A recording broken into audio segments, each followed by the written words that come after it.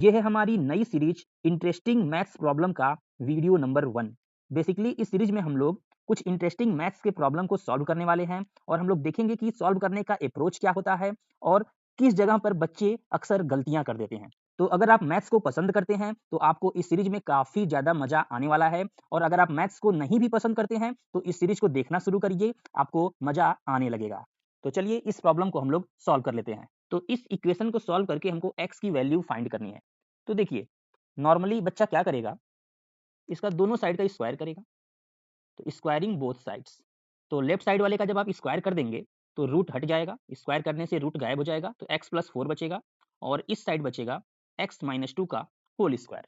तो next line में x plus 4 equals, अब यहाँ पर a माइनस बी का होल स्क्वायर का हम लोग फार्मूला यूज कर लेंगे।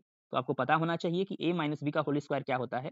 ये होता है a square plus B square minus 2ab। तो यहाँ से हो जाएगा a square plus B square minus 2ab। तो माइनस 2ab करेंगे 2 इंटू एक्स इंटू 2, यानी कि x प्लस 4 इक्वल्स हो जाएगा एक्स स्क्वायर प्लस 2 का स्क्वायर 4, और यहाँ से हो जाएगा 4x।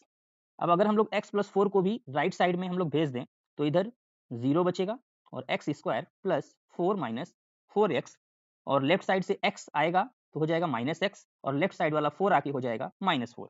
तो फाइनली हमारे पास जो इक्वेशन मिलेगा एक्स स्क्वायर, और ये हो जाएगा माइनस 5x, और यहाँ पर देखिए, यहाँ पर 4 से 4 कैंसिल हो जाएगा, तो हमारे पास ये इक्वेशन बचा हुआ है।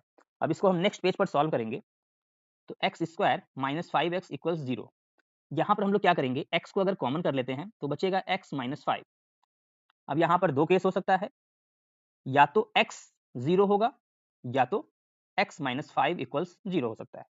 तो x इक्वल्स 0 यहाँ से मिलेगा और यहाँ से क्या मिलेगा, x इक्वल्स 5।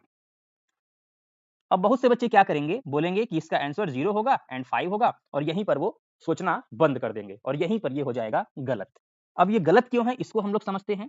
तो देखिए, हमारा प्रॉब्लम क्या था, स्क्वायर रूट में x प्लस 4 था और राइट साइड में था x माइनस 2, और हमको यहाँ पर जो x की वैल्यू मिली है वो मिली है 0, 5।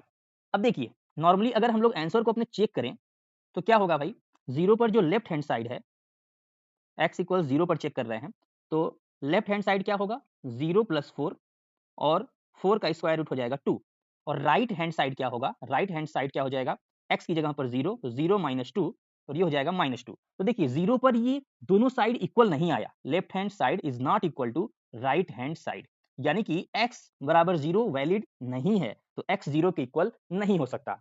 अब अगर हम x इक्वल्स 5 के लिए चेक करें तो लेफ्ट हैंड साइड क्या हो जाएगा भाई, x की जगह 5 लिखेंगे तो 5 प्लस 4, और ये हो जाएगा स्क्वायर रूट 9, और 9 का स्क्वायर रूट होगा 3, और राइट हैंड साइड अगर देख लें तो 5 माइनस 2 यानी कि 3। अब यहाँ पर क्या है, लेफ्ट हैंड साइड और राइट हैंड साइड बराबर आ रहा है, यहाँ पर LHS इक्वल्स RHS है, यानी कि x इक्वल्स 5 एक वैलिड आंसर होगा। हमारा जो प्रॉब्लम था root x plus 4 equals x minus 2, इसका जो आंसर निकल कर आएगा वो होगा x इक्वल्स 5। तो बेसिक लेवल पर हम लोग इस प्रकार से सॉल्व कर सकते हैं और आंसर को चेक करके देख भी सकते हैं कि कौन सा वैलिड है और कौन सा वैलिड नहीं है। अब x इक्वल 0 क्यों इनवैलिड हो गया, इसके लिए हम आपको थोड़ा सा डिटेल में समझाने वाले हैं। तो देखिए, यहाँ पर जो रूट के अंदर वैल्यू है x प्लस 4, ये कभी भी निगेटिव नहीं होगा, क्योंकि आपको पता होना चाहिए कि अगर रूट के अंदर निगेटिव हो जाता है तो ये रियल नंबर नहीं होता है, ये काल्पनिक संख्या यानी कि इमेजिनरी नंबर हो जाता है। तो हम लोग जो भी ये सॉल्व कर रहे थे, ये x की रियल वैल्यू के लिए हम लोग सॉल्व कर रहे थे। तो यहाँ पर कंडीशन क्या था भाई, कि x प्लस 4 निगेटिव तो होगा नहीं, x प्लस 4 या तो 0 से बड़ा होगा या तो 0 के इक्वल हो सकता था। तो यहाँ से अगर हम बोलें कि x क्या हो सकता है, तो 4 को अगर इधर करते हैं तो हो जाएगा माइनस 4। तो यहाँ से हमको ये मिला कि x माइनस 4 से बड़ा होगा या माइनस 4 के बराबर भी हो सकता है। अब देखिए, एक कंडीशन और लगेगा। दूसरा कंडीशन क्या हो सकता है कि देखिए, जो लेफ्ट हैंड साइड वाला वैल्यू है, इसमें रूट के पहले निगेटिव साइन नहीं है।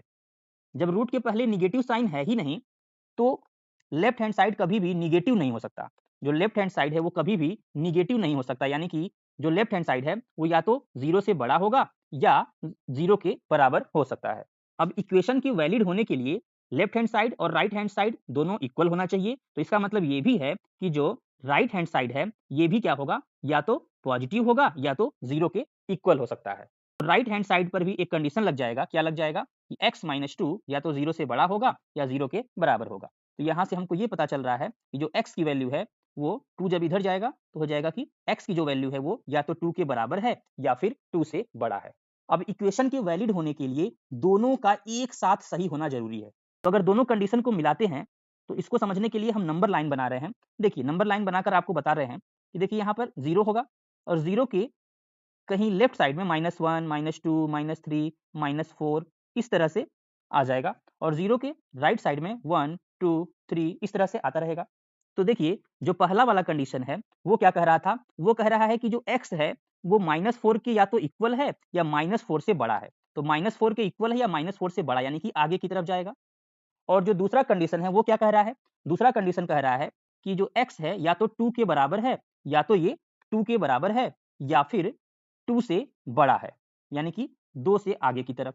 अब हम लोग ये देखेंगे कि कौन सी ऐसी जगह है जहां पर दोनों एक साथ सही हो रहे हैं। तो दोनों एक साथ वैलिड कहां पर हो रहे हैं? जब 2 के इक्वल है या 2 से बड़ा है। ये जो एरिया है वो कॉमन है, यानी कि ये इक्वेशन तभी वैलिड होगा जब x की वैल्यू 2 से बड़ी होगी या 2 के बराबर होगी।